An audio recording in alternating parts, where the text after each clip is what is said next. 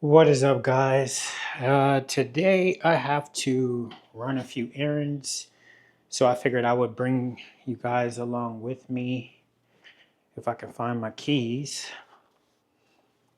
I figured I would bring you guys along with me. I don't really have anything specific, honestly, to talk about today, but in the sake of, trying to produce some content for you guys, I figured I would update you guys on what I've been working on and essentially why it's been taking me so long to put out more content. And then also too, just kind of whatever else pops in my mind, uh, while I'm recording. First off, what have I been working on? So I've been trying to do a Medellin restaurant guide on the best restaurants here in Medellin. Now, if you have not dealt with Colombian people, especially paisas, they can be very unprofessional, unresponsive. You almost have to kind of harass people in order to get things done. And then on top of that, a lot of red tape with, in general, when you're trying to do anything that involves filming inside restaurants or places like that. It's one thing I would say really has surprised me here is how un-camera friendly they are with professional cameras in a lot of locations here. But nevertheless, I've been trying to grind through it and get it done. I want to say I have about 4 restaurants at the moment, trying to get at least a few more before I start editing and publish that video. But apart from that,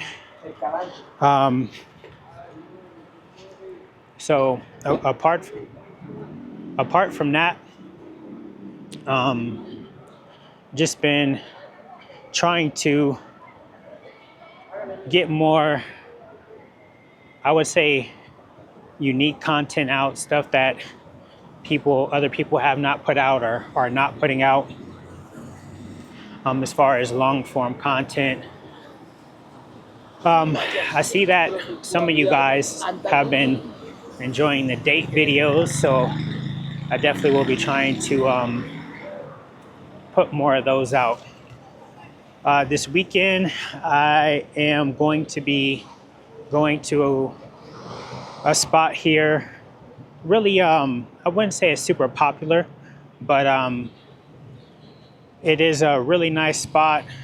That video will be in store. Going to be filming that on Sunday, and probably publishing it by Monday. Other than that, I will be trying to put out more date videos. It's not always the easiest because not everyone is comfortable on camera, so that can be challenging, but not impossible.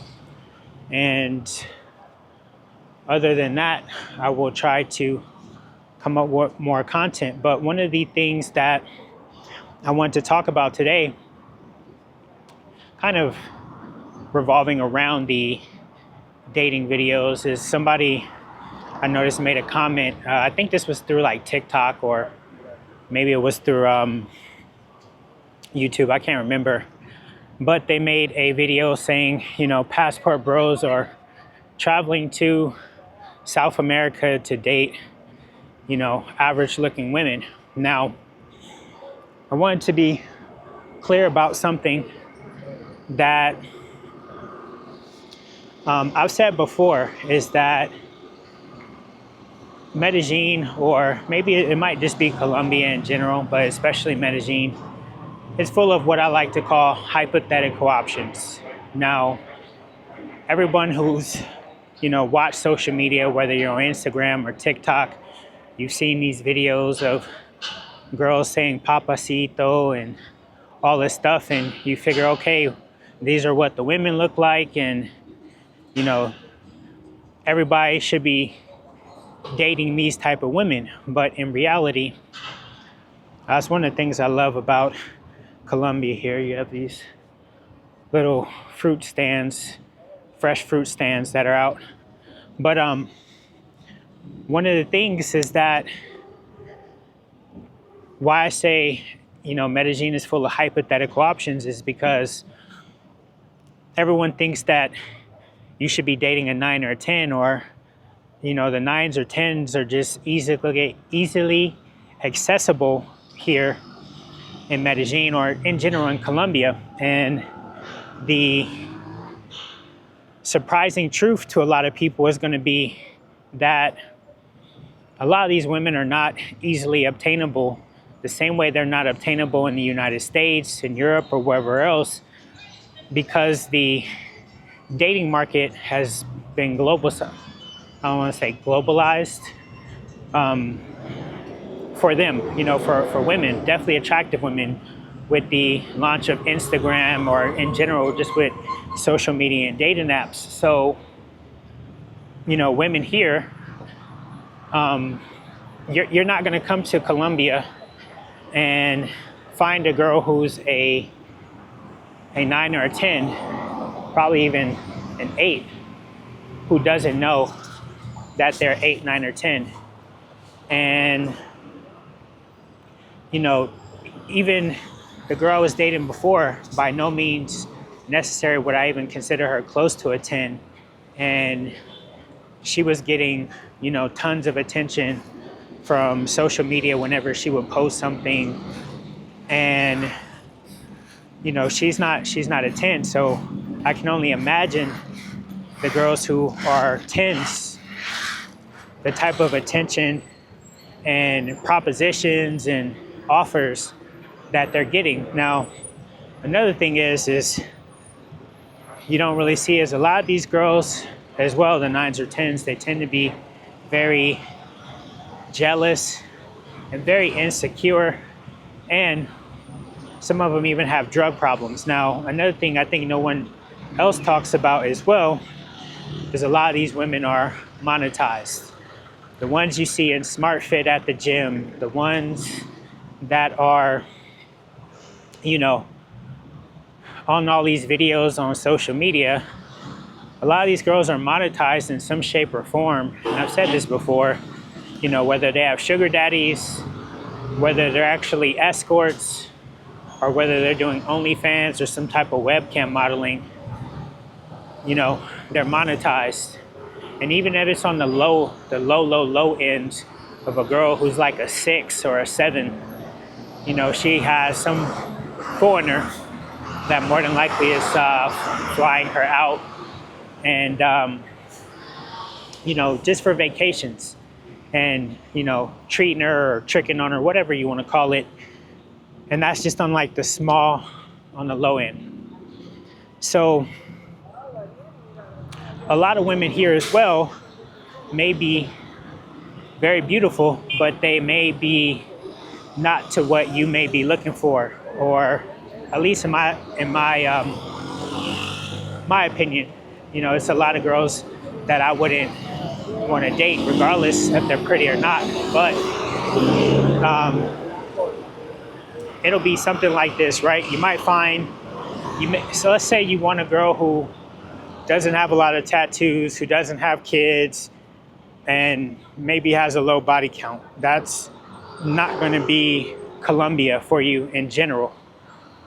So you may find a girl, she's pretty, she doesn't have a lot of tattoos, but she has kids, and you don't want to date a woman with kids.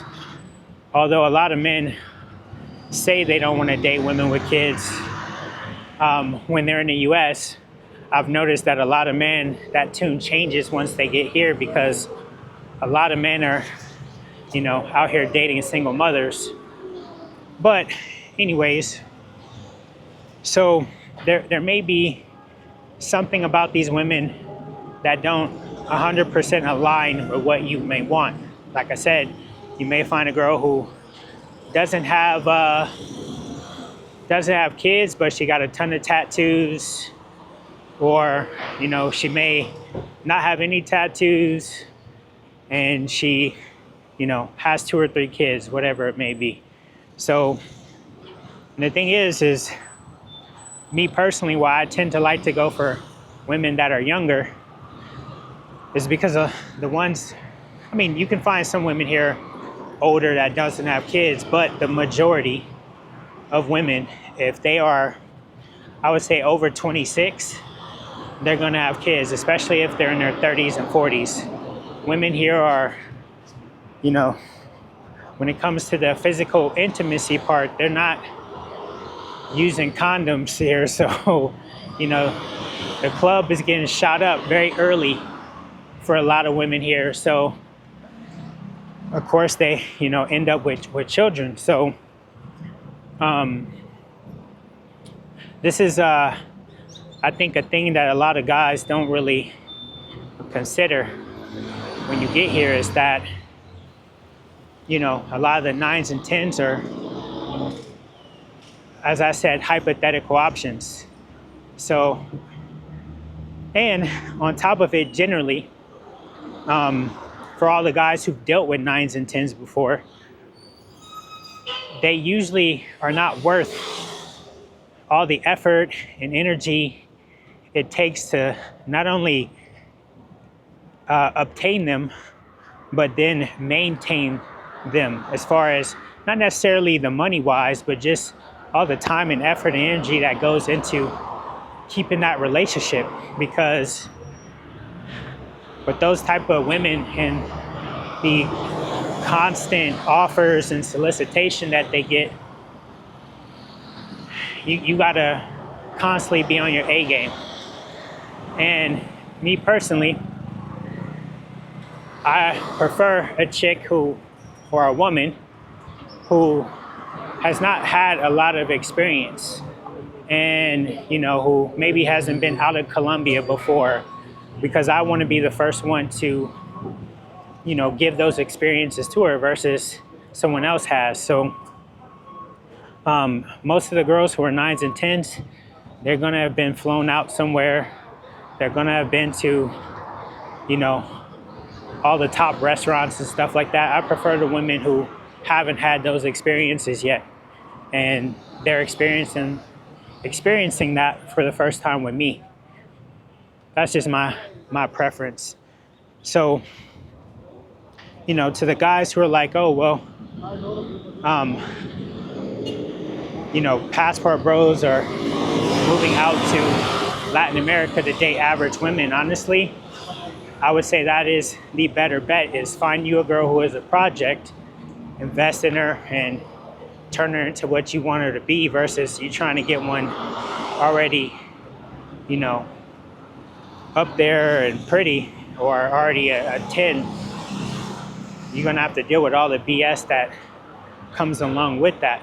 Also, the other thing I want to say is that since I've been living here in almost going on 3 years, I have yet to see any foreigners with any women that are 10s. Now, I've seen tons of local, paisas here with 10s, and to be honest with you as well, majority of the average men here, I don't even see them with 10s. So they're with normal average women. So the 9s and 10s, there's a lot of competition for them, not only with maybe you here as a foreigner, but the local Colombian men here who have money, who already know the culture, and then as well, all the international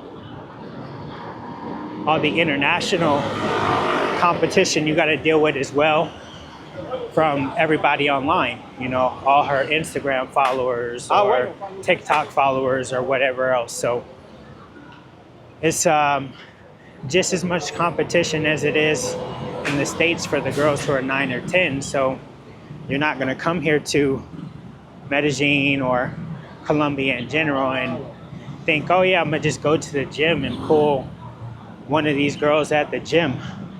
I can tell you now from my experience, that success has been very minimal. I think I've only been able to get like 2 girls out from the gym on a date. Other than that, it's been all air balls. So, but you know, nevertheless, it doesn't stop me from shooting my shot. But it's a low success rate, shall we say. So right now I'm about to go to the ATM and get some cash out. I'm gonna try to find one of these DJI Mic 3s. And I need to deposit money into my account because my bank account is connected to my Colombia pass. So when I go through toll roads, I don't have to stop and pay cash. And since where I will be going this weekend will require me to go through a toll road, I want to make sure I have money in my account because also my Netflix comes out of my account as well. So I know I've made this about short form content, but in general, whenever you are withdrawing cash, I usually go to Vivienda because they do allow you to take out up to 2 million pesos, which I believe is the highest amount that you can take out from a ATM here, and that is daily. So here you have 2 million. And then also important message here as well, you always want to decline the conversion. So let me turn this camera around real quick. All right, so as you see here, you want to hit decline conversion.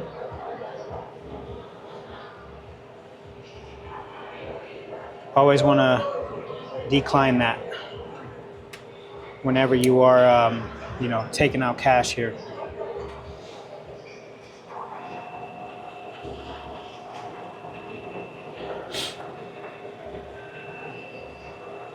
Now, I have heard if you have like a Navy Federal card or debit card or something like that, they don't charge you the exchange fee and stuff like that. So if you have that, that is the better option. Hold on real quick.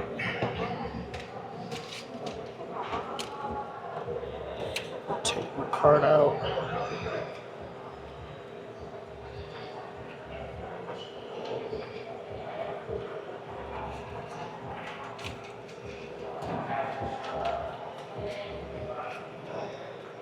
Let's go in and deposit some money real quick.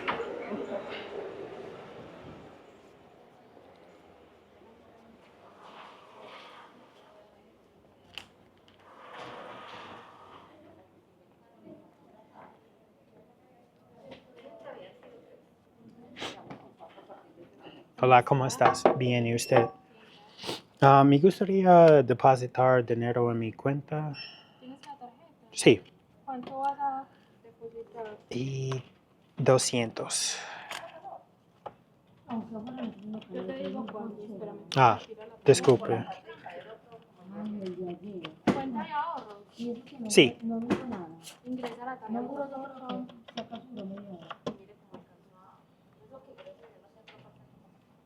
Retírala, pero porque si ha entrado, ¿cierto? Pero fue porque ah, ya. Yo no estuve, pero yo estaba ayer haciendo una vuelta en el éxito y empezó el trato que te van a quitar. Gracias. Feliz día. All right. One thing down. One more to go. So for anyone that may be wondering why I chose to get a bank account with Vivienda here instead of Banco Colombia is because Banco Colombia has a lot of red tape in order to get a bank account there. So with Davivienda, you can go there with just a passport and your cedula, if you've got a cedula, and set up a bank account. With Banco Colombia, you need a lot more stuff, and that was just the easiest one to set up after I got my visa and got my cedula. Now, with Banco Colombia, you need to go to the Dion, get a number from the Dion, have a cedula, and I believe that's it. But you got to go through all of that first in order to set up a bank account here. So right now I am at Central Commercial Monterrey, and this is the general mall where you'll come to in order to buy pretty much all like your electronics and stuff like that. And let me see, they have the Mic 3 here, the complete, yeah, the whole complete, but I want to see how much it is. Hold on. Hola. Y una pregunta, ¿qué vale tienen Mic 3? ¿Cómo? Sí, esta es mi pregunta. ¿Cómo? ¿Tú puedes escribir, por favor? Y también tú lo puedes activar desde acá. ¿Cómo lo puedo activar?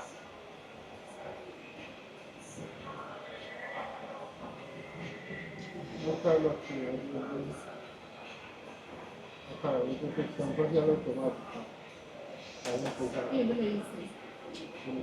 Ah, $1,500,000. Ok. Dale, gracias. Yo quiero busco y regreso. Dale, gracias. All right, so I can't tell if that looks like a 5. So there's one thing that does suck about here, buying electronics, is that everything is a lot more expensive here. So these Mic 3s, they are costing $1,599. 1,599,000, which comes out to